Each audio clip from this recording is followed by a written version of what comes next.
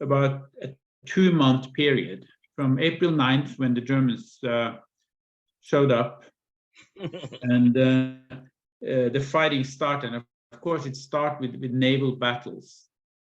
And then that was the first battle. The day after, that was Eidsvoll and Norge, the two Norwegian old battleships, or coastal battleships, as they were called back then. Which a coastal battleship was basically a cruiser-sized ship, but it had, at the time they were built, battleship-sized cannons and much heavier armor.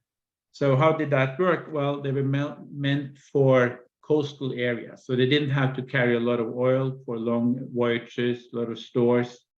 The idea was they could go in and replenish. So you had a small ship with a lot of firepower. Unfortunately, they were built around the turn of the century, and from 1900 roughly to 1940, and not least during World War I,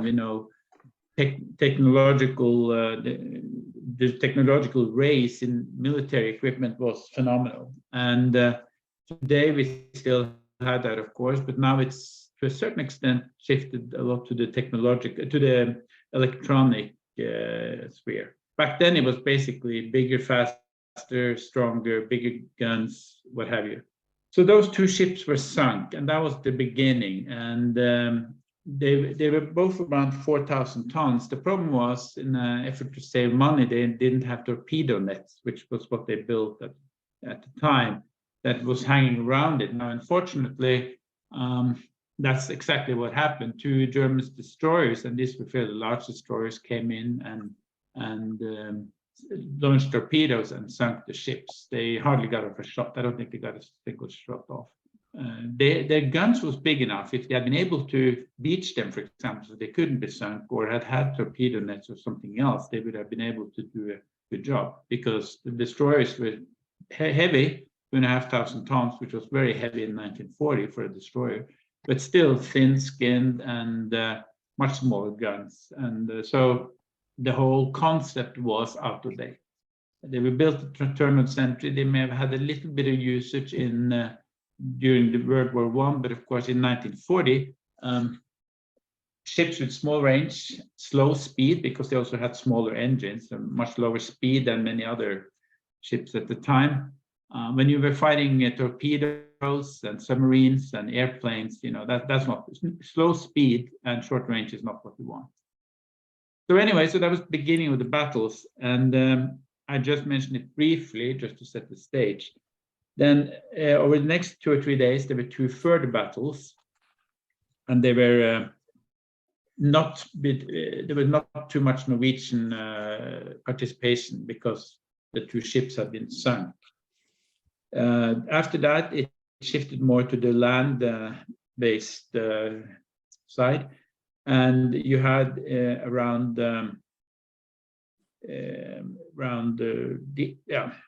about a week later, that's when some of these land battles started taking place. Because as you see in the movie, it's correct that they were very quick there in the beginning. Colonel Sundlo, which is of course the famous, he became the military head of the Norwegian Hird, which was the Norwegian Nazi party's name for themselves, at least the military side. Hird, of course, was the old name for the Royal Guards, which is kind of funny because they had just disposed the king, and then they still use that old name. But probably could be used in anything. So, and he's the one that you see in this movie that surrenders. They just march off basically. Then there was a lot of battles in a place called Gratangen, and that's where a lot of this movie is coming from. It's taking place there, and I think it's probably fairly well portrayed, but to me, and I'll get back to that, it still missed the historical element. At the end of May and at the end of April and beginning of May, the British and French sent troops in, and of course they planned to take Narvik, and they did actually take Narvik on the 28th of May. They had been some further battles, and They took it on the 28th, but of course, just a few days later, they had to abandon it. So that is the kind of the timeline, and I will go a little bit more into details coming up. As far as the movie is concerned, I was disappointed. Let me just say that, but it was a well-made movie. It was well made. It's they had, from what I could see, at least I'm not an expert on fashions, but the costumes, everything looked very realistic. There were fictional main characters, and nothing against that really. I felt though that what happened with them, of course, those things happened in wartime, and they certainly happened later. But when the Germans came to Norway in 1940, they wanted to win the population. So the German soldiers behaved very, very well. I mean, of course, during wartime, there's always atrocities happening, young men running around with guns, being scared for their lives, etc. So those things happened. But by and large, the Germans were very disciplined and did not at that stage really behave all that bad. In fact, most of the people captured, or sorry, not captured, but taken prisoners, were let go very quickly. They thought, they saw Norwegians as Aryans, which is this sort of made-up name, but anyway, it's what they saw the German race as. So they, of course, Scandinavians were part of that. So they thought they could win them over to the German cause, or to Hitler's cause, which happened to some extent, but very little. You think about 15%. So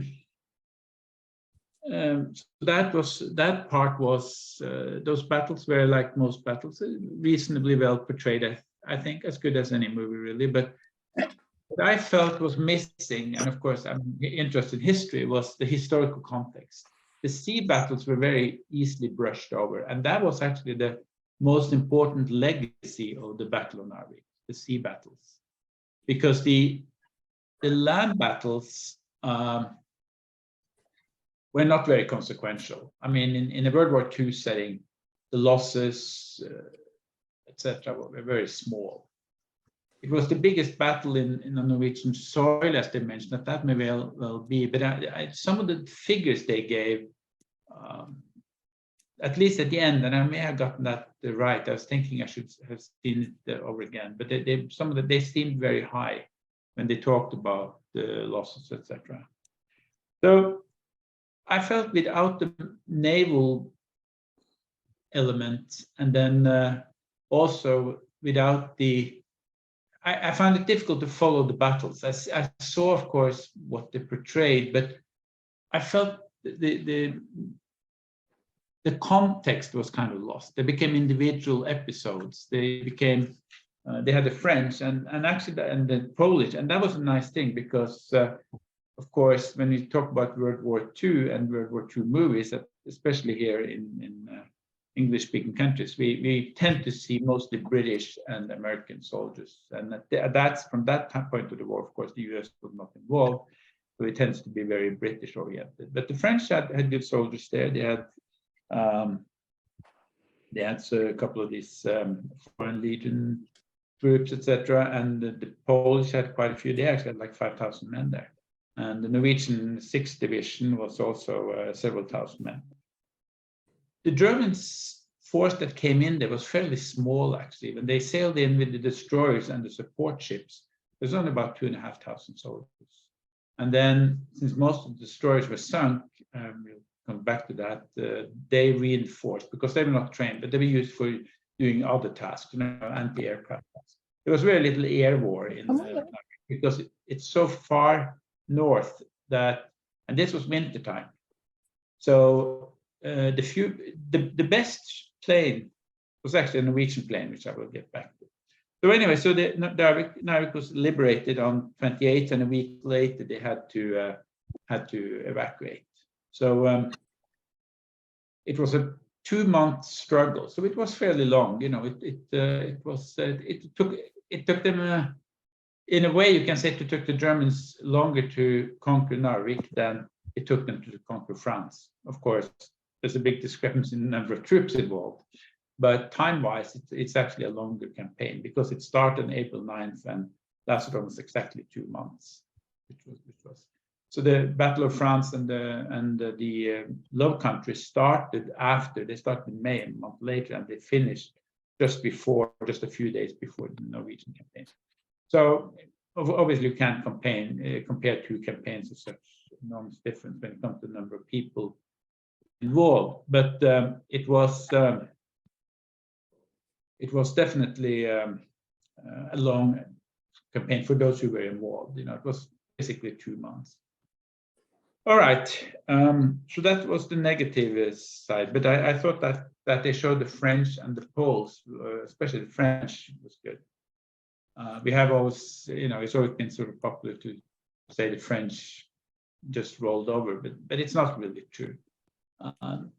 No army did well against the Germans in the initial phase. Not the British, not the American. The difference was, of course, that the British forces could escape over the channel and be retrained, etc. So that's my feeling. So overall, I felt the historical part was gone, but I thought it was an interesting.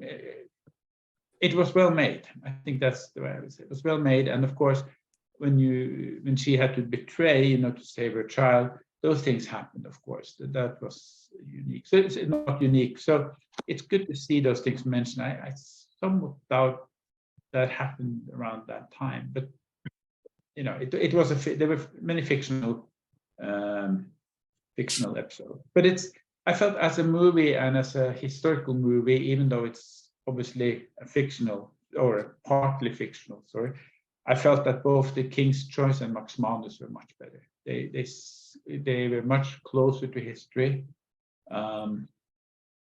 Technically, I guess they're on the same level, but I felt they were much better as historical movies, and I felt more tension because here I had a hard time sort of identify because I felt it was the characters were a little bit,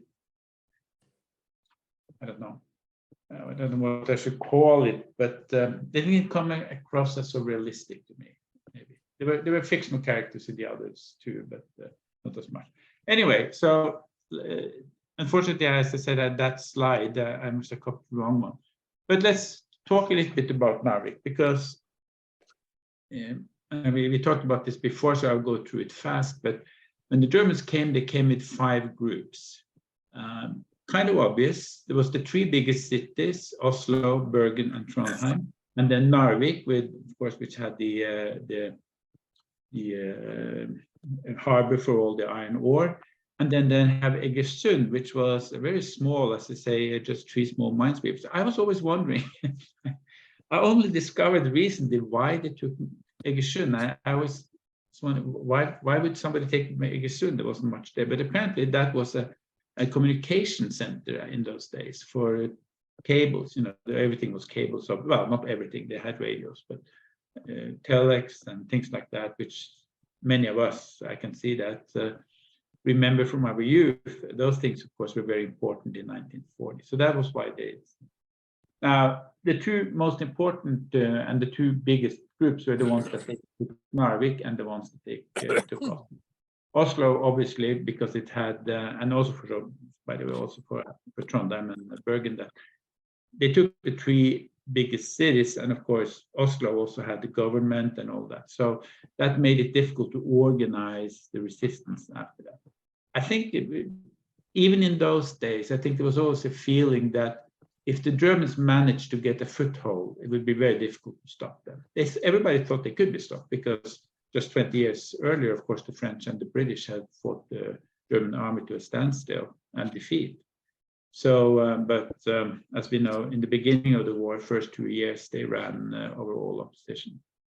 So anyway, so Narvik was an important target.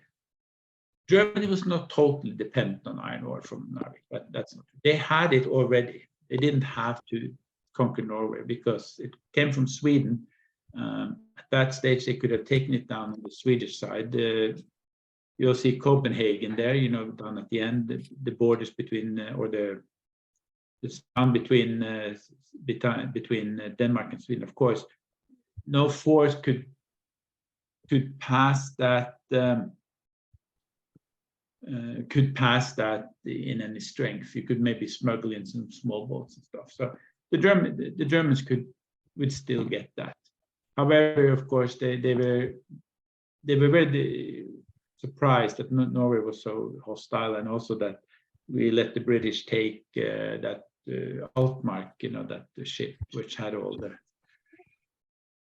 had supported the Graf Speer, the battleship. So I think also that perception was correct, because if they had managed to stop them, and if the British Navy had a chance to be in the right place, the German Navy was in no position to challenge the Royal Navy in 1940. They had 2 battleships at that time. They got the Bismarck and they had Scharnhorst and Gneisenau, which were fairly small battleships actually. They had 11-inch. Not a movie; it's a webinar. I think somebody had to switch log in, and it's not good. I cannot understand the guy. Okay, sorry if you. Is it difficult to hear me or understand me or? Okay, I don't know. It was. People need to mute their Zoom feature. That's what's happening. Sorry. Yeah. I should have mentioned, if you can, if you're not speaking, please mute your system. Thanks. But I can hear you, but apparently some people are having problems, so please mute. A bit closer. So I never seen a picture myself down in the corner. I don't know why that is. That's a new feature or whatever. But okay. So anyway, so this is these are the five invasion points. We're not going to touch the others. We just concentrate on Narvik. And this is a picture of, as you can see, Ofotfjord and Narvik. Ofotfjord is the fjord leading into Narvik, and it actually shows the number of ships that went down, because the naval action in the Narvik was extremely important. I'm trying to talk a little bit louder. I don't know if that helps, but otherwise, unfortunately, it's my accent, and I can't do anything with that, not on short notice anyway. So, so this is shows the number of ships going down. And as you can see, this was just the initial battle. What happened was that the Germans came in with 10 destroyers plus some support ships. There were supposed to be 3 tankers and a couple of supply ships. Well, 2 of those tankers were captured on the way. They were caught on the way, so only 1 made it. The idea was that the 10 destroyers would go in there, and as I said, these very large destroyers. They were half the ocean-going destroyers that the Germans had. That shows how small the Navy after all was. They had 20 so-called Z-class destroyers. Half of them were up in Narvik. They were all 2,500 tons. The Norwegian destroyers, which there were 4 or 5 of, were like around 1,000 tons. It was a little bit different. There were a couple of different types, or less than 1,000 tons. So they were huge by 1940 standards. So they sailed in, landed their soldiers, and as you see in the movie, they managed to take the town without too much struggle, partly because of Colonel Sundlo, who was a Nazi member and just ordered his soldiers to move back, as portrayed in the movie. And he was sentenced after the war as a traitor, but not for what happened in Narvik. And I think that is because there were no orders. It was still pretty chaotic, so he didn't have any orders. It was hard to say that he didn't obey orders or that he. So I think it's all sorts of things like that. But General Fleischer ordered his second in command to arrest him, but obviously that did not happen. So this 10 destroyers, the idea was they will drop everything and then sail out again, because of course they were trapped in there. Well, because 2 of the 3 tankers there was only 1 tanker that could. There was only one tanker that could refuel them. So it went very slow, and they couldn't leave because they were low on bunker. The British first sent in some destroyer and lost a couple of destroyers. That was the first battle, and this is the one that shows. And they damaged severely to the German destroyers also, and of course shot up a lot of the harbor. However, the Germans were still in command of the city, and they still had the ships there, which of course could, or most of them, could give fire support. So what the British did the next time was they went in again. And sorry, I'm gonna jump past this one quickly. I'll go back and forth a little bit. Yeah. So these are the Norwegian Eidsvoll and Norge, the pictures of them. As you can see, the good-looking ships, actually very sort of old-time dramatic, but totally out of age, so to say. They were totally, they were too old and they shouldn't, young people, as I say, young men should not have been sent into battle in 40 years old ships. The lower right picture is one of the Z-class destroyers, and as you can see, it looks modern. I mean, it looks, of course, maybe not by today's standards because now they have more, but it looks like a World War II destroyer should look. Now, the picture below that is interesting because that is Warspite, HMS Warspite, which is a battleship. And what happened was that they go back to the map again. So do you see that blue line there? That shows what happened. So they sent the battleship in there, but the battleship couldn't go all the way in. So the German destroyers had gone into the fjords, and they felt themselves fairly safe there. Well, they hoped they were safe. And what the Warspite did, because it was too big to go into these narrow inlets, so it's had a plane that could be launched from its from battleship, and most battleships had that. They had a couple of spotter planes. So the plane was launched.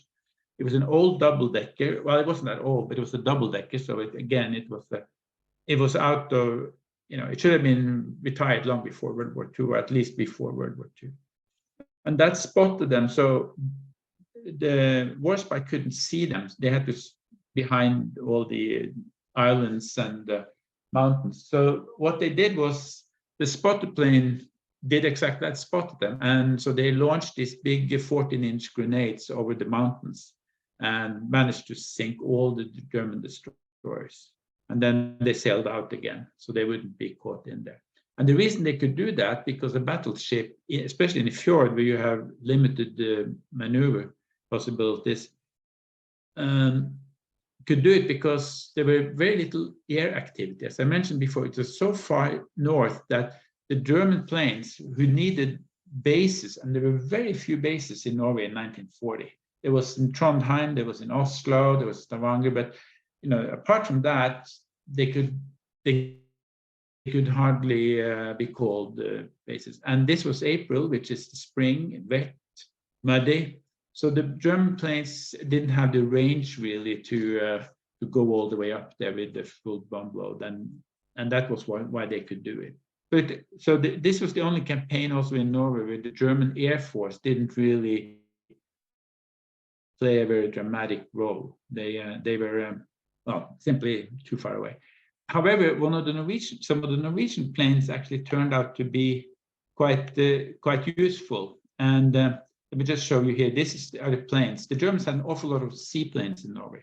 And for people who are air historians and air enthusiasts, there's a lot of planes that were used in Scandinavia, both in Finland before that, but also in Norway, that were not used any other place. So some of them were seaplanes. As you can see, the two seaplanes there are quite unique. It's not something you usually see because there were like 2 or 3 of each of them, and they were used in Norway as transports and so on. The bottom left, and above them you have the Stuka, which is what the Royal Navy was most afraid of. Because the Stuka, as long as there were no enemy fighters around, it was easy to shoot out of the sky. But as long as there were no enemy fighters, it was deadly against ships. And had done a very good job in many cases against seaborne targets. The bottom left is a swordfish, the one that was used as a spotter plane. And again, as you can see, it was very slow.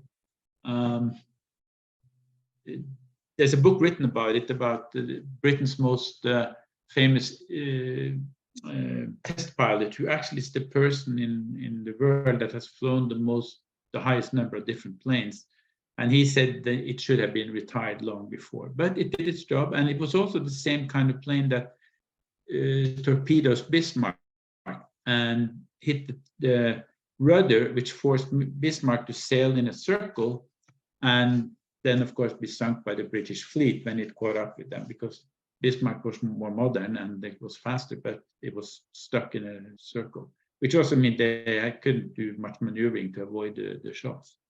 And finally, it was again used a year later, or in 1941, in Taranto, where I think 15 or 16 of these very slow lumbering planes managed to get into the Italian naval base, and they sunk most of or destroyed, not always sunk, or damaged almost the whole Italian fleet. And the Italian fleet was actually fairly big in 1940 before that.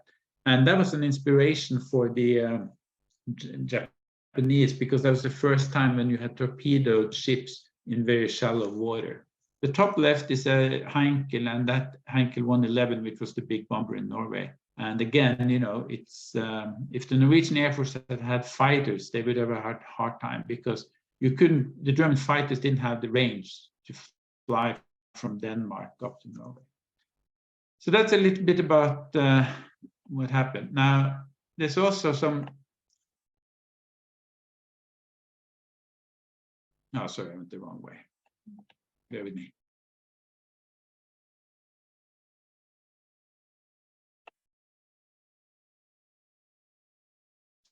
So these are some of the commanders that we were with. So taking top left, that was General Fleischer, and he was, and the guy next to him to the right, where there's some writing, was General Ruge, and they were the two most competent Norwegian commanders. Fleischer went with the government and the royal family to Britain, and for those of you who saw Atlantic Crossing, he's the one who committed suicide. He and the government ran afoul. This, unfortunately, after a distinguished career, he committed suicide. General Ruge was the supreme commander of Norwegian forces, and when they surrendered, he signed the surrender declaration. So he was kept a prisoner in the German. Well, they had a special prison camp for officers, and he was there, and then was freed after the war. The next guy, as you see, is General Dietl, and he was a big supporter of Hitler. Not all generals, or actually many German generals, were not very enthusiastic about Hitler, but he was. And he was sort of their mountain man, and he led the forces and had them, that did the mountain fighting around Narvik, and who were almost, if it had lasted another week or two, or probably another week, it would have been enough. The Germans would either have surrendered or moved over to Sweden, because they were in a losing position. And the Norwegian 6th Division, which was the division that had been in northern Norway, and was Norway's best equipped unit probably, was close to win. But then, of course, the surrender or they abandoned the parade. Of course, in the biggest scheme of things, that may not have been so important. He was killed in the Caucasus later in the war. Commander Warburton Lee and the one bottom, number 2 from the right, Friedrich Bonte, they were the two commanders of the initial forces. And on the first battle, Bonte, then obviously head of the German destroyer group, and Warburton Lee for the British destroyer group, because the battleship, as I said, come a couple of days later. They were both killed, actually. So they both were awarded, all sorts of post-mortem medals after the battle. Bonte was exactly where you mean. He regretted, and he had said that before he died, that they actually sank the two Norwegian battleships without giving them a chance to surrender. So but he was ordered by General Dietl to fire regardless before, not wait for any answer.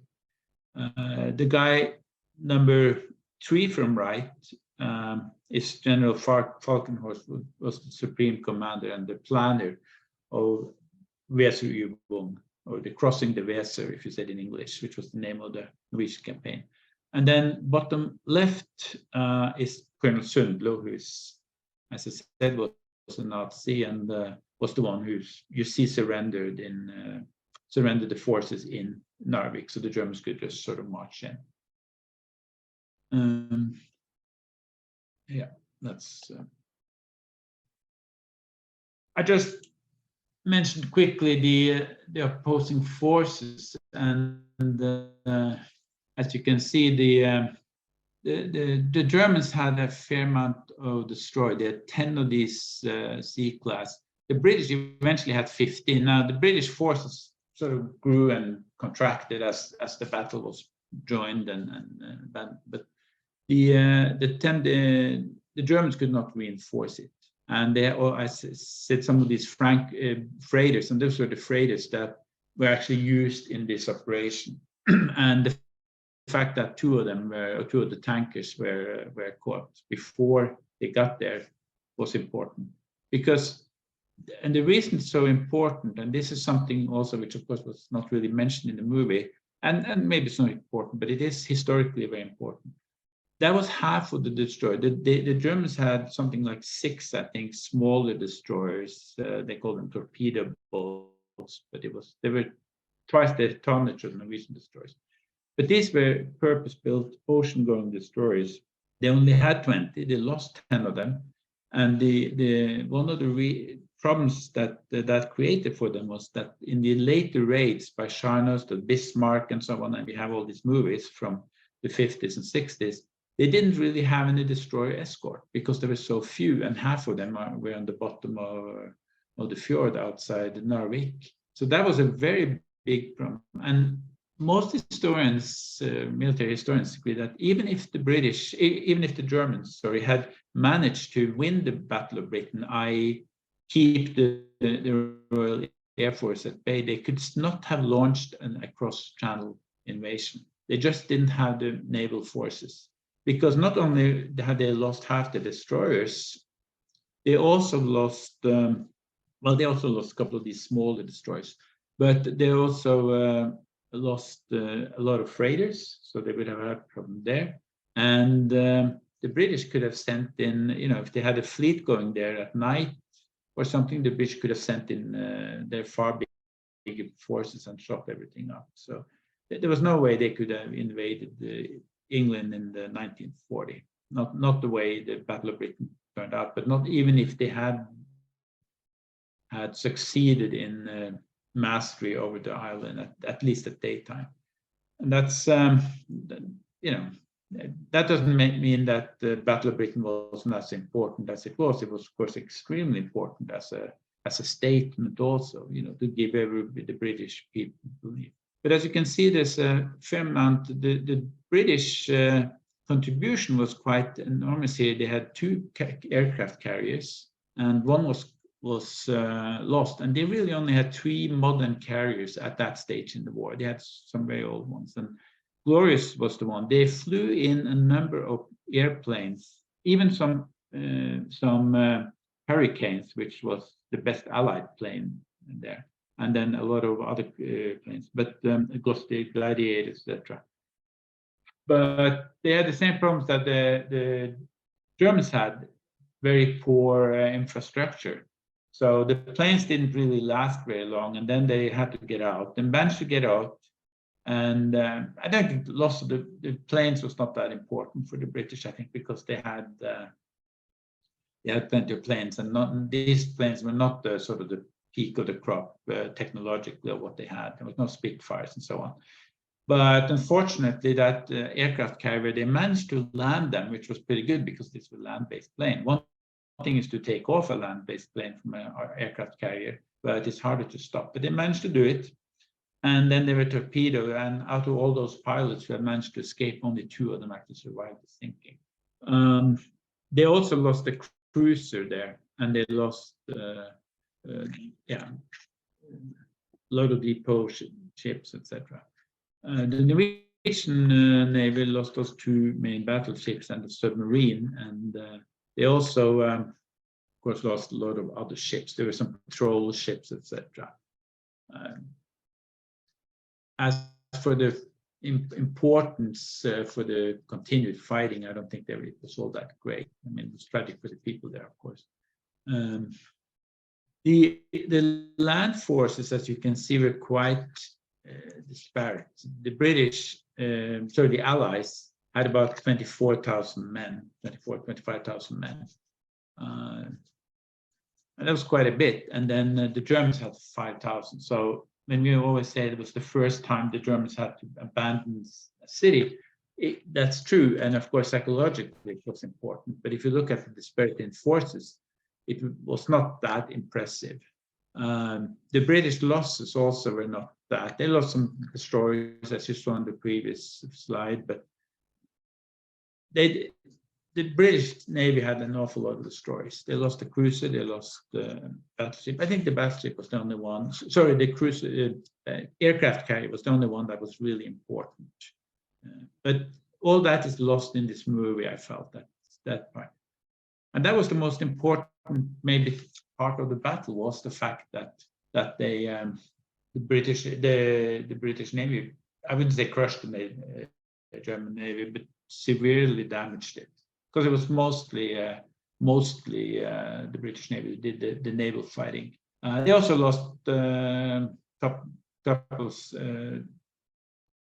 other ships plus a submarine, two submarines, and that Swordfish that had bombed, and they discovered the submarine when they were spotting, and they actually managed to sink that submarine, and that's the only known case of an aircraft launched from a battleship sinking a submarine. And it was also the first time a plane sunk a submarine. We talked a little bit about the airplanes. Of course, the German planes were much more modern, but in Narvik they had limited importance.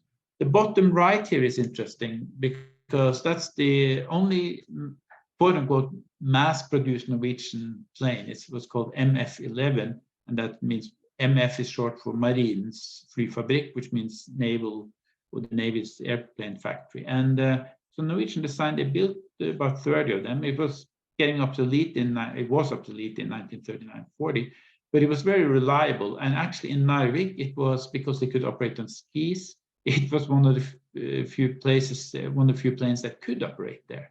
The top one is our best torpedo plane. So that was a German design, a Heinkel 115. Very good planes, but when the Germans attacked, unfortunately, we had 6 of the 9 we had ordered, but they did not have all the equipment. For example, they should have had a 20mm gun firing through the nose, and they didn't have that. So, but they did sink a couple of ships. There was a mine layer, I think, was one of them, was actually captured Norwegian one. The bottom left is the other Norwegian, the Norwegian Army plane, the most numerous, which was a Fokker. And again, as you can see, it was okay for scouting, and it could be used up there. But again, it was antiquated. So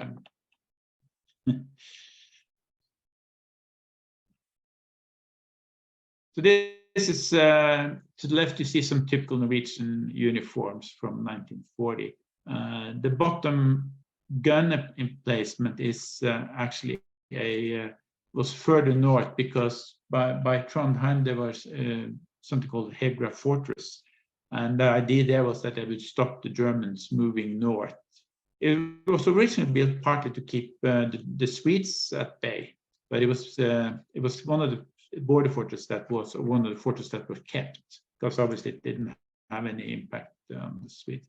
We could also stop a Russian attack moving south, and that wasn't that unthinkable. It was only 2 months after the Winter War was finished. So, and at that stage, you know, Hitler will think of it with Stalin. Then the Norwegian, they had good. The rifle was Norwegian designed Krag Jørgensen. It's one of the very, very few rifle. I don't know, maybe the only one, where the U.S. Army actually used the Norwegian rifle. It's or a foreign, non-American rifle, but it was sold to the U.S. Army, good, reliable. They had a couple of machine guns, but unfortunately, because there had been so little training, the Norwegian soldiers often had the wrong ammunition. You can see the top right, there is sort of a machine gun position. So they didn't always have the right ammunition. There was a lot of confusion. Norway had started to rearm in 1939, but it didn't really take, it takes time. You cannot just build up forces. I mean, we see Ukraine today, of course, and in 2014, the Russians just took everything. Nobody was prepared, but of course, the second time, the Ukrainians were prepared. Of course, we didn't have that luxury in Norway, unfortunately. They tried, and a lot of good equipment was ordered, a lot of it from the US, but it didn't get there in time, and they were still trying not to be aggressive. They didn't want to sort of challenge Hitler or anything, but of course he was the one they saw the most likely. But there was lack of training. Officers they were not good with the new equipment, etc. But they did have some machine guns, and up in Gratangen and those areas where you see the battles, that's here's some of the losses. The other was the forces, but which I mentioned, like Glorious was the aircraft carrier, 10 C-class destroyer, a submarine. Norway lost a submarine also up there, and there's some guard ships. So, and at the bottom left, that's the Germans flew in the reinforcements, and this is Hartviksvannet, which is not too far from Narvik, and they landed 11 Ju-52s with troops. Again, this is Norway in the spring, and a lot of you guys have been in Norway, of course. And if you've been there in the spring, and especially up north in April, that's a tough climate and especially if you have to land on lakes, which is what they did. So they landed fine. They unloaded the soldiers who reinforced the Germans there. But when they decided to fly back to get more, they couldn't take off. It was too wet. So only one of the 11 planes managed to return. So the other 10 Ju-52s went through the ice and were there for many years. And if you go to Oslo, there is there are two aircraft museums in Norway, one in Tromsø and one in Oslo. And there you can actually see one of the Ju-52s that was rescued. And I was a member of the Norwegian Air Historical Society in the 60s and 70s. So that was one of the most exciting things we had, that we could actually get one of those Ju-52s out of that water. And there's still 2 or 3 that's up there. But I think they're probably so. This was, after all, 40, 50 years ago. So I don't know what's left of them now. The right picture is one of the C-class destroyers, and what happened was the captain realized there's no way to get away, and of course, a destroyer to try to take up a fight against a battleship on its own is a lost cause. So to save his crew, he beached it, and that's what several of these guys did. So that destroyer was actually beached, and the crew got off, and the whole thing was destroyed afterwards. And that was just one of 10 destroyers. This after the battle now, top left shows some of the French. They brought some tanks, etc. when they came to Norway.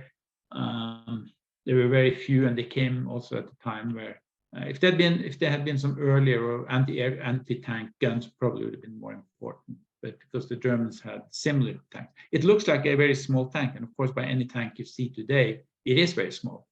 But it was about the same size as the German tanks. There was a little bit, both the British and French, and indeed also the American tanks at the time, were very cramped.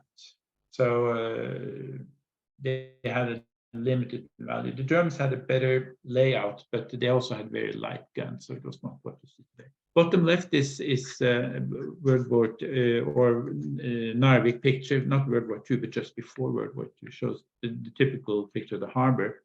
And top right is one of many pictures after the battle, because yes, there were all the destroyers that went down, but there was an awful lot of ships, also civilian ships. And that's something we often forget when we look around in Norway in 1940. There was an awful lot of ships that went down for the Germans.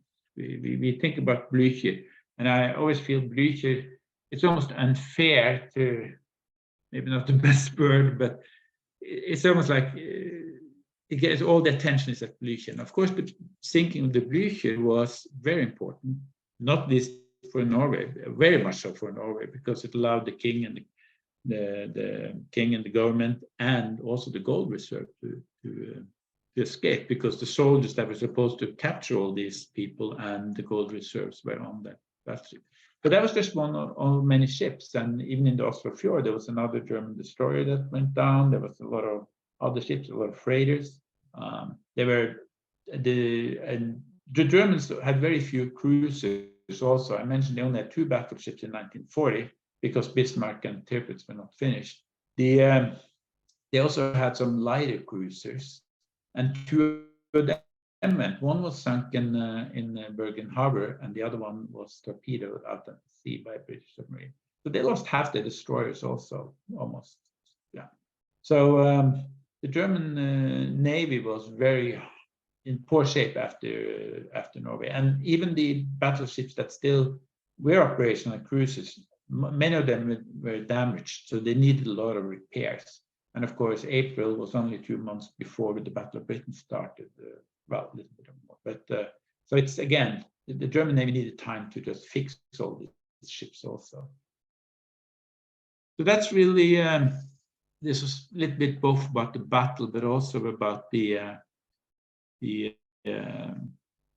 background for the movie. And as I said, going back to my initial again, I felt that it was technically very well made, but I felt his history part was almost lost. And it's a crucial part. And they were also repeating some of these things, taking about one of the things which they said in the beginning, they were totally dependent. Well, they were totally dependent. Germany was obviously totally dependent on iron ore because they need that.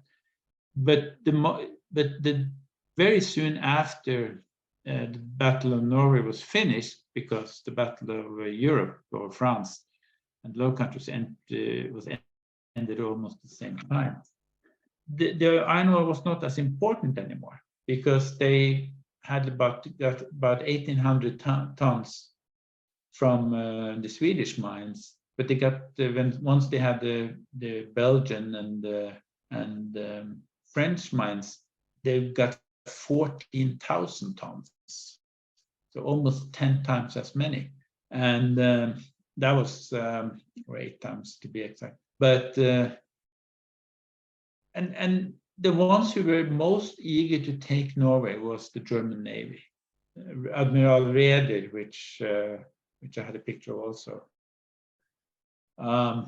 He was the one who was real and Dönitz also. They wanted to have Norway, and the reason they wanted to take Norway was they wanted bases, because in World War I, when after all France was not conquered, the German Navy only had that very narrow northern part before the Danish border to get in and out. So the British Navy bottled up the German Navy, as we know, during World War I. And when they tried a major breakout, well, they did well technically, but of course they were still bottled up after the Battle of Jutland.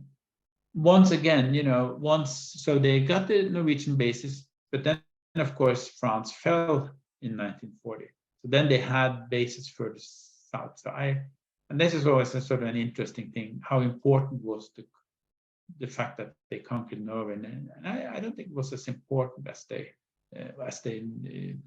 I think it was a mistake actually in total, because Norway and Denmark were occupied by hundreds of thousands of troops. And in the critical period in 1941, 1942, 500,000-600,000 soldiers could have made a big impact. Later in the war, when they started pulling them out, not so much so, because by that time, both the British Empire, the United States, and Russia had millions of soldiers. So I don't think that would have made much difference. But in 1940, 41, 42 maybe, those troops could have been used at other fronts. That's all, of course, interesting, but maybe not so important. So anyway, so that the final thing I just want to mention. So the bottom right person there, which I did not comment on, that is his name. I think it's Auchinleck or Auchinleck. I tried to listen to one of those YouTube to find out how they said his name, and there was an interview, and they called him apparently Auk, but Auchinleck, from what I understand. I won't bet anything on how you pronounce that name, but why it's mentioned is because he became more famous in the African campaign. But he was asked by the government to write a report about the fighting in Norway, and his report was absolutely sketching about the British effort. Gallant enough, but he described both the German forces, the French, the Polish, and the Norwegian forces, and he actually placed the British force at the bottom. He said very poor coordination. There was very little coordination between the Navy and the Army. So all these things, they learned a lot from it. And he said that as far as in the winter, the only ones who could really use skis was the Norwegian Army. Even the German Alpenjäger and their ski troops or winter troops, or whatever you want to call it, mountain troops, and the French legionnaires, which also were supposedly winter troops. None of them were really all that good using the skis. They had big problems. The only ones who could use them were the Norwegian troops, and that's probably a good assessment. But his report was so sketching that it was only released many years after World War II. It was made secret right away because for morale and what have you. So okay, I think this is it's probably a little bit longer than I was supposed to be, so I apologize for that. But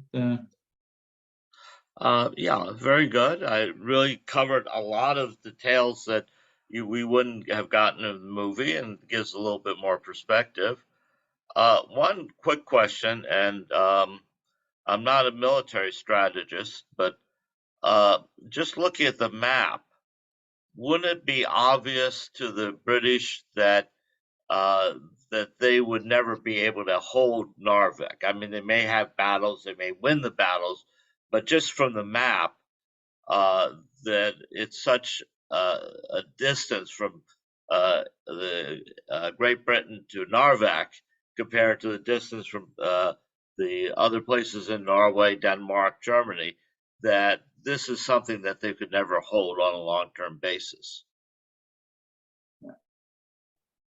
That's very correct, and everybody was very aware of that. Because the British it would have been almost impossible for the British to reinforce their forces, because the Germans, once they had Narvik for a while, they could of course have built air bases up there, and the British didn't at that stage. There was no aircraft carriers. They had aircraft carriers, but the aircraft carrier planes could not really fight against land-based plane. That came later. In 41 and 42, the new planes used to be, the names we all know from the US, the Corsair, the Hellcat, etc. They could take on land-based planes, but in 1940, hardly any planes could that, and certainly not the ones the British used. So they would have had a hard time bringing in reinforcements, and even though if they had kept Narvik, as I said, the Germans could have reinforced with hundreds of thousands of troops. They had like 100,000 troops in southern Norway, of course, which they could move up, because the fighting in the south ended more or less the same time, of course. So there was no way, and of course they have been criticized because they didn't inform the Norwegian government, and that's probably fair. That was a little bit. They were probably afraid that things would be told, because of course Britain was in a dire situation at that stage. They knew that the battle in France was being lost. They only had so many ships and planes and what have you, and to continue a fight up there for what they probably just saw as a big heap of stones wasn't all that important. And as I said, to me, they would have gotten the iron ore from Sweden anyway, because all they had to do was threaten Sweden with invasion. And Sweden in 1940 did not have any force to resist the Germans. I think that's when people say that, oh, they could have this and that, but yeah. I see there's another question. Well, France, of course, they had, when it started, of course, they had the dispersed troops to other parts of their empire. And of course, some of them, they're shipped up there by the British Navy. So that was just a sort of an allied operation. And that's also when they had these Polish battalions. And as they said, the French did well there, actually, and the Poles also. It wasn't anything wrong with the effort. It was just the Germans were just too good at that stage. You know, they were very professional, obviously, and they had been very daring. The attack on Norway could very easily have gone wrong. As I said, let's say the Royal Navy had been able to intercept the German naval forces, it would cut them to pieces. And then on top of that, of course, if Norway had started rearming a little bit earlier, they could. The Germans lost a fair amount, about 100 planes in Norway, most of them transports. And if Norway had had the Curtiss fighters that they had ordered, they had 7. You know, Norway has 7 Gusto Gladiator, which is a double-decker and was very slow. And they did. You know, the Germans lost four planes.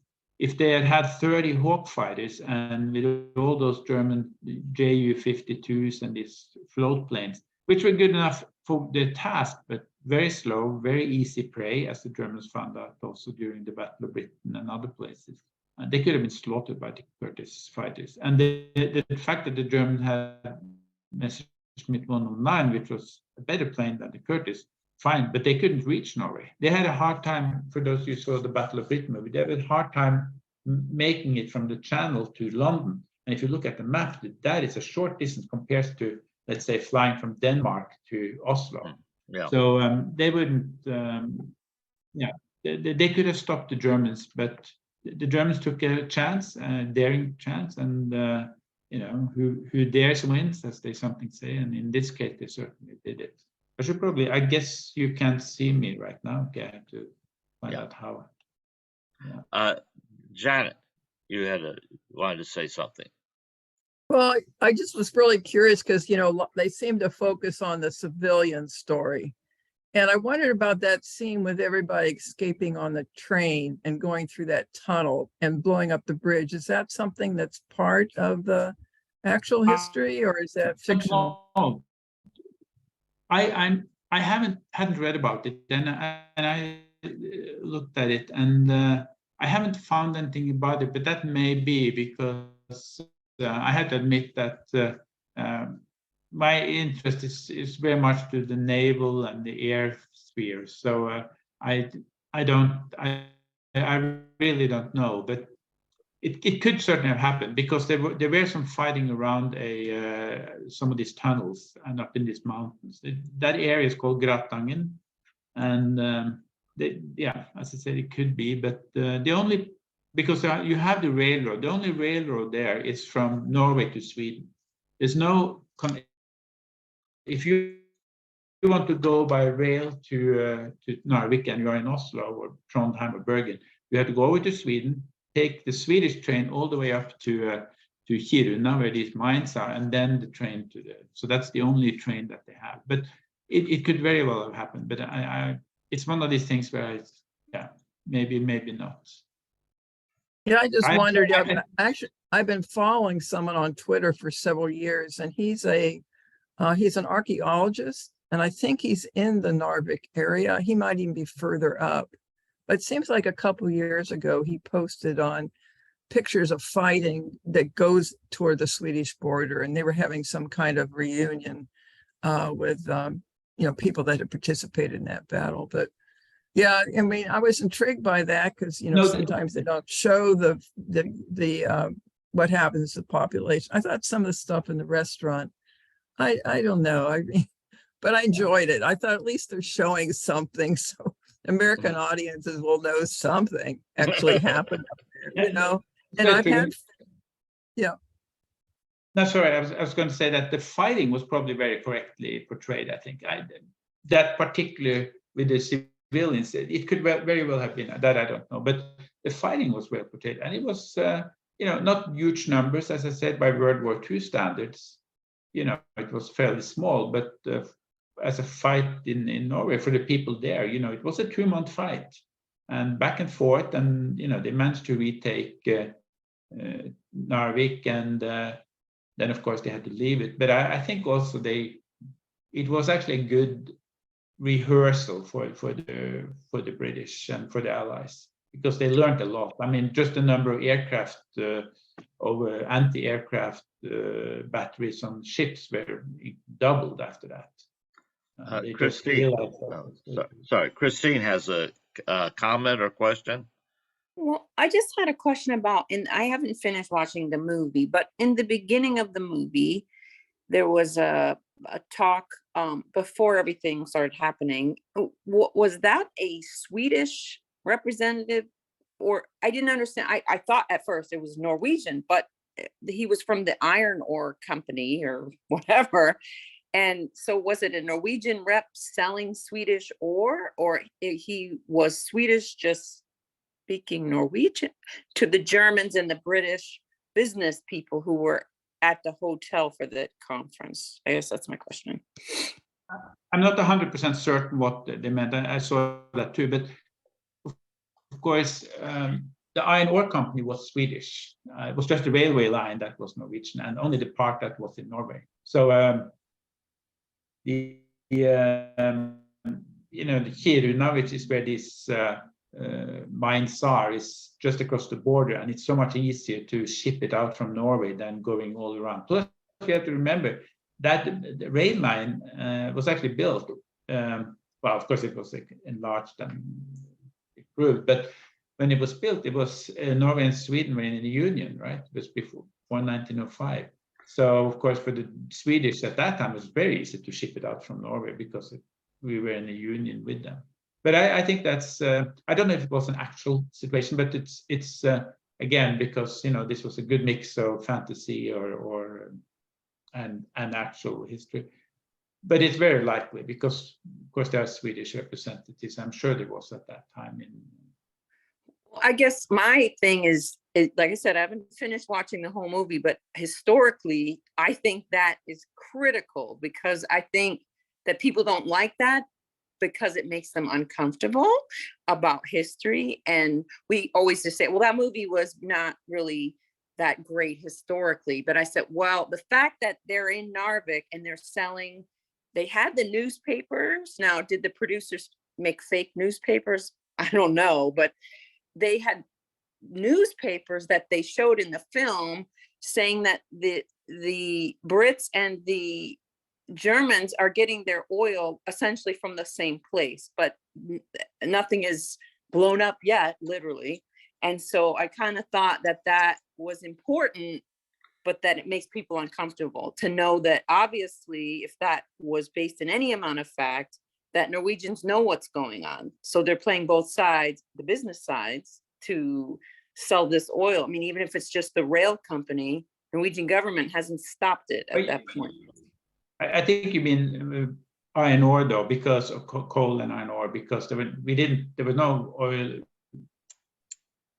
No, not oil, iron ore, right? That they were selling. Oh yeah, maybe I said that wrong, but that they were selling this iron ore to both, or it was going through the same place, so they knew that it was supplying both sides. Or that's correct, but actually, the German industry, maybe it was neutral, and they were in a very difficult position. And of course, in Norway, we always, especially when I was young, they were sort of like, oh, the Swedes didn't help us and so on. Well, we should be a bit careful about that in Norway, because we were not too helpful to the Finns when they were attacked either. So, when it was important to stay neutral, but so they supplied both sides, and that continued after the occupation of Norway. The British had some smaller, very fast boats that would come in and out at night time into Gothenburg and that area. And at times they would get a third of the bearings that the British used came from Sweden, and actually also a very large percentage for the German industry, because the bearings, of course, were critical for any motorized, any motor really. Was considered best, the Swedish were considered best, very good quality steel. But they supplied both Britain and Germany through the whole war. And as I said, the Swedes were painfully aware of that. They didn't have the forces to stop the Germans if the Germans had decided to take Sweden. Partly, of course, because they had given a very high percentage of their equipment to the Finns, which was just a couple of months before that. Like a third of their ammunition and 85,000 rifles. Large percent of their fighter planes have been given to the Finns. So Sweden was in a difficult position in 1940. And also, Sweden is flat. There wouldn't have been any defensive positions. Not in the geography would be against them. In the southern part, of course, the northern part. Okay. Across Thor, I think, has a question. Yeah, but most of the population. Yeah, I'm sorry, I didn't see the movie, but my understanding, you had a picture there after the war showing what I presume is the town of Narvik. I thought the town was totally burnt to the ground and destroyed, or that when the if I said that, it was wrong. That was a pre-war picture. That was just before the fighting. Apparently, taken only according to where I found it only in a few days before. And that picture of the two Norwegian ships, that was actually taken just 2 days before the fighting, also from the 7th of April. I think Phil, you had a question. Yes, I think I wanted. Well, I think to clarify for Christine, I think the meeting that she was referencing, I guess it's a fictional depiction, but it seemed to me it was the mayor of the town that was hosting the meeting, and he had the representatives from both the Germans and the Brits in the room trying to keep peace, because he wanted his town to continue to prosper by selling, the iron ore to both sides. So I think the person you were talking about is the mayor of the town, because later in the movie, you see numerous times where he's trying to negotiate with the Germans, or the Germans are trying to dictate to him what to do, and he's resisting this and that. So I think you'll see that character appear later on in the movie as well. Okay, thank you. And I also think I want to amplify what Jorgen said about the some materials came from Sweden, and because my father was a merchant seaman, and one of the ships he was on was built in Sweden, but it was damaged on one of its Atlantic crossings. So the ship was going to be in repair in England for several months while they were waiting for this part to come from Sweden. And now this is 1941. So my father decided to sign off that ship because it would have been, he wanted to get back to then Canada, to continue working, and he didn't want to sit around in England waiting for this part to come in. So it's not just ball bearings, but there were a lot of other important parts that were needed. So I just wanted to amplify that. But I thought I agree with your overall assessment of the movie, but I think it's trying to be dramatic and and all that by focusing on like one family and their different reactions, and maybe generate more American interest in this particular battle, because it's really the first one where the Germans got a defeat, even though it wasn't much of a victory, because the Allies or the Norwegians had to give up the town again later on. But I just thought that a couple of things, like the lady, the main female protagonist, I mean, she's on the wait staff, and I didn't know how realistic it would be for this person to be fluent in 2 languages, German and English, in addition to speaking Norwegian. So particularly if she was educated way in the far north. So I didn't know how realistic that was. It was just really convenient that this waitress was able to be fluent in both German and English.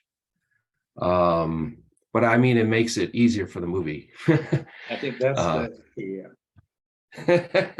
One question I would ask. Oh, sorry. Go ahead. Yeah, and I know that there was the French and the Poles, were joining in the effort, but I don't recall in the movie seeing Polish fighters. They were just the French Foreign Legion. Yeah, the French were the ones we saw in the movie. I just wanted to mention that also. They referred to them at one stage, but there was about 5,000 Polish, so the Polish contingent was fairly substantial, actually. Yeah, but that wasn't mentioned in the movie, and they made a big contribution. I thought they had maybe I misunderstood. I thought there was there wasn't much about it, the ones you followed. And that is actually true also, because the fighting on Gratangen was sort of a Norwegian and French force part of that. So that's why they probably showed that. Okay. I think also it's, as I said, I liked it because I feel the French have often been given the short stick for various reasons. Okay. Yeah. But the fighting up in the upper mountains, was that realistic to have like those trenches, and they were really, it seemed like deep in the snow? Do you think that was realistic? I think it was, because maybe not to the extent they showed it there, but because it made that very dramatic when they go through then run into each other and so on. So that's probably a little bit exaggerated, but we have pictures where, of course, they did dig down into the snow, because you want to be out of sight, obviously. Again, I think it's a mix. So you want to make it dramatic. Personally, I don't feel that's so important in a way in that particular context, because I'm sure they did use. I mean, soldiers always use anything they can find to be out of line of sight for the obvious reasons. So I think there were many things that were sort of, as I said, compared to the other 2 movies or 3 movies, if you then include that TV series, I think they were better on the historical part. I think here they were quite generous in their interpretations. Okay. One because question. my final thing was, I thought I think there were different commanders of the Norwegian forces here, and it was portrayed. There's one gentleman, Sunlo, right, who seemed like he was there at the pier, and then he was at the bridge, and then he was leading the troops in reconquering the city, right? But there were different other Norwegian officers, because wasn't Sunlo, once he surrendered, he was kind of out of the picture? Yeah, that's true. I mean, the important man for this, at least on the top level, was General Fleischer. And he was the one who actually ordered Sundlo arrested, but of course he couldn't be arrested. So, and he was the one who followed the government to England, was defense, the head general in Norwegian armed forces until he committed suicide. but it's true. I mean, those are the two you sort of always hear about there. Of course, there are other commanders too, but those were the two you always hear about. One because he was probably the most famous traitor, and he became head of the Hird, as I mentioned, this sort of Norwegian Nazi Party military wing. That was the ones who were in Oslo, basically. But so it's those are the two you hear about. If all the interactions were correct, I don't think so. I think they took some, as I said, to me, and I don't know all the details here. It's a lot of the scene they had to sort of make it dramatic, more dramatic than maybe it was. But of course, when the fighting started, that is dramatic by itself. But some of these other things was to me questionable. But one question I have is, what do you think at the end of the war, what would have happened to the female protagonist? Would she be tried for giving up the French soldiers, or would they let that go because she had a good reason, or would she get tried and given a lenient sentence? What do you think would happen? Now, you really can't answer that unless you have sort of a similar case, but I was just curious at what your thoughts are.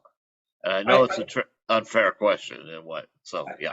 I don't think she would have been tried unless she became a member of the Nazi Party or something. Okay. Because something like that, I haven't heard about anything exactly that way, but if she had become a member of the Nazi Party, then of course she would have been tried, and then this would obviously have been used against her. But the way the ending is, it seems like they're going to fight on or something, and in that case, of course, I think it would just forgotten if it had happened, it probably would have just been forgotten in the sort of the big scheme of things. There were 15% of Norwegian population sided with the Germans. That's sort of what we estimate. Janet, do you have any thoughts? Well, I've thought about her too. She probably would have gotten snubbed by her neighbors for some time, because you could tell the reaction when she got on the boat. But I think I'm correct that something like 90,000 Norwegians were arrested. And of that, I think 30,000 came to trial. And then, of course, the 27 set for execution, 13 of which was Rinen's band. He had the most. But a lot of people got lost. If you're a member of the NS, the National Samling, you lost your right to vote. I think there were some other things. But the interesting thing is a lot of that was just swept. Some had hard labor, but I don't think she would have had anything like that. Mostly neighbors would be probably whispering campaigns or something like that. After the war, they at 1953, they just let everything go. You can go now. So as we remember also that not everybody who sided with the Germans were evil, so to say. And my dad was, I think I told that when we had the other thing, he escaped to England and was in the Linge Company. But a friend of his had actually volunteered and was fighting for the Waffen-SS. And after the war, when he was tried, because everybody who had joined that were automatically tried if you joined the Waffen-SS. My dad actually witnessed for him, because which was, I'm sure many people didn't like it, but my dad's point was, and this is what he told me, was that he was a really nice guy. There was nothing, was never accused of having betrayed anybody as such.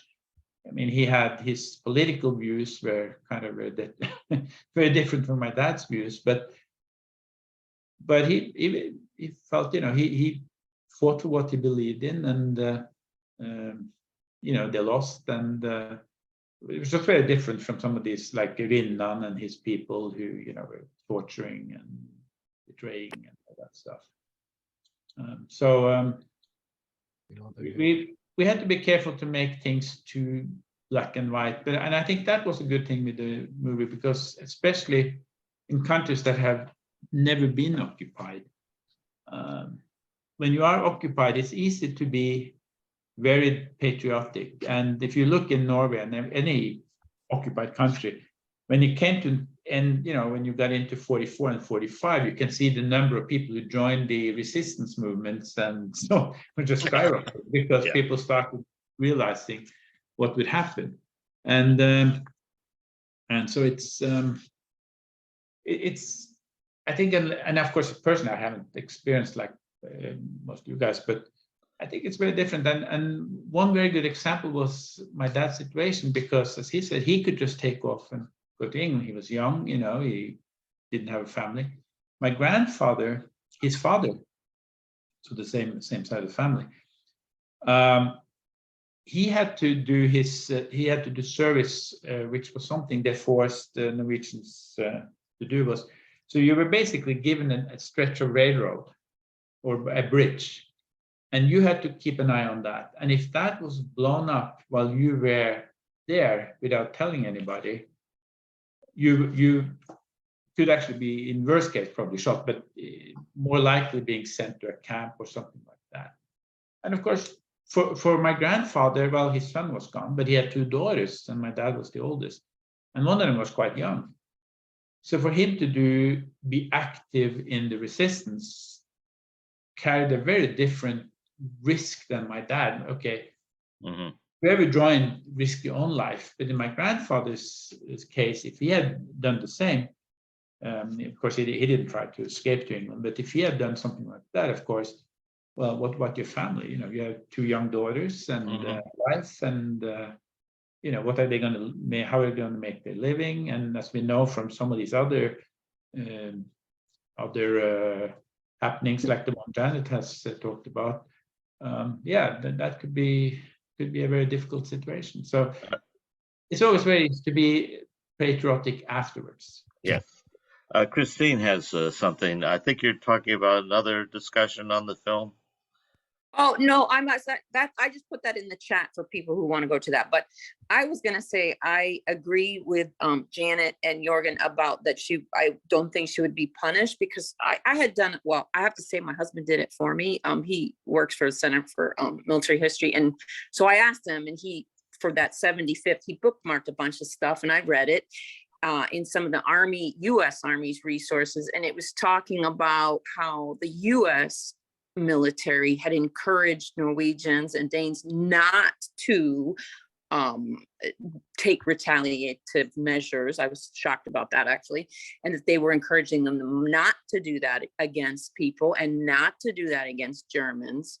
And another interesting part that's sort of related is that the Germans complained, and I saw the primary source on this. The Germans, well, I saw a copy of the primary source. The Germans wrote a letter to the Americans complaining that the Norwegian and Danish resistance fighters wanted them to, like, they were like, we are not going to surrender to them. We refuse. We will only surrender to like the Americans or Brits. And they were promoting that, like, no, they're not going to like acknowledge you as, because they said we weren't fighting you, or we were not in a war with you, or something like this. And so I think some of that was actually influenced by the American military saying somewhat, don't take action. Whether they listened or not, I can't, I'm not a historian, but it sounded like they were very much promoting Norwegians not to take retaliative measures, whether it be on their own people or Germans there. But I mean, that's what I read. I just have one quick comment on that. I kind of feel like she may have been more than just talked about by her neighbors, because we did see what happened to the women who were involved with, German men, and who had children from them in the Lebensborn program. And, they were not just talked about, they were stripped naked out in the center of the town and shaved their hair, and their children were put in mental institutions. And not until just recently, the Norwegian government acknowledged the horrible treatment of those people. But I mean, for years, they didn't acknowledge it. But So I'm not certain if that's correct, because yeah, it's true about the treatment was bad by ordinary Norwegians and so on. And of course, those things are unfortunate, they happen. They were cutting the hair was fairly common, but it wasn't as bad as it was in most other places. I haven't seen any pictures or any where they were stripped naked. I've seen it, but not from Norway. But of course, the treatment was bad, and as you said, the Norwegian government did finally apologize for it. Janet? So two things. The Germans would not surrender to the resistance in Norway. They surrendered on May 9th, so they can allow a British Union, I think it was Air Force that came into Oslo. They surrendered to them. But one of the people I interviewed about this father-son thing, why it was dangerous, is my understanding is that if the son did something, you arrest the father. If the father does something, you arrest the son. So one of the men I interviewed many years ago, he was a journey carpenterman. And so people around Trondheim, young men were forced to sign up to work.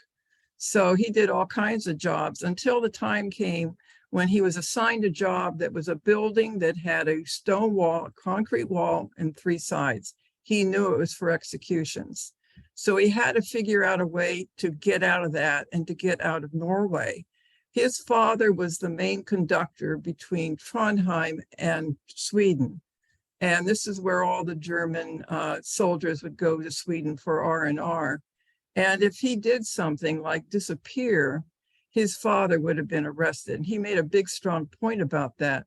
So what he did is that he with another friend, enrolled in a program down in Oslo that would continue his studies. He became a master carpenter here in Everett, Washington, but he was already on his way, doing this work. So he went down there, signed up for the school, and about 2 weeks later, because he got a regional pass. That's when you move somewhere, you had to get a new pass to be permitted to be in that particular area. So he got all set up down in this area, and then he walked to Sweden. And he was that, I think it was January 45 is when he did that. But he was very concerned about his father, because his father is well known. He's the main conductor. And that was, that's what happened. Another friend, she's 93, who lives in my town, and I think it was her dad worked in the tax office in Oslo. So he continued his job that he did normally, but she said she had an uncle, and he may have been a policeman, and the resistance was looking for him after the war. He went into hiding for a couple of weeks. And I don't have the heart to tell her that, well, something was going on. But eventually he came back, and I don't think he was reprimanded. But it was, those first early days were nuts. You still have, I think it's 360,000 German soldiers still in Norway. They had to repatriate, figure out who was the bad guys and who were just ordinary soldiers. So it's crazy. I've not heard that about if your father did and your son did. Maybe that happened, but I know it didn't happen with my father and grandfather. And I had 2 or 3 friends from in Norway whose parents were also involved actively, and I never heard that anything was taken against, any action was taken against their parents. I'm not saying it didn't happen. I never heard it.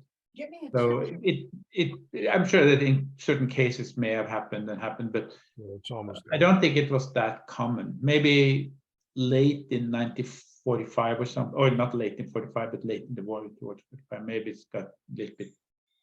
But my dad, that was in 44, so it was still. He was only 15 when the war started, but he was wanted for what they call anti-German activities. And people said, oh, it would be killed. No, he wouldn't have been killed, but he would have been sent on what you mentioned. If you sort of misbehaved, didn't show the respect for the master race, you were sent to these labor forces. You had to build the railroad or something like that. So I don't know. There's a lot of things happen, but I think also sometimes stories have been embellished a little bit when they are retold. Yes. Yes. Anyway, and anyone who hasn't spoken would like to speak up. Just want to make sure everybody gets a chance to ask questions or make comments.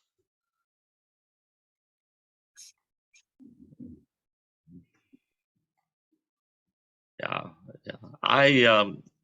I guess it's fair to say that this was more going for more a popular movie, and we're probably worried more about having a movie that would be popular with a large number of people rather than keeping the historians happy. It's more, but it's a fine balance, and if you make a movie, you get a certain amount of discretion as to what way you go.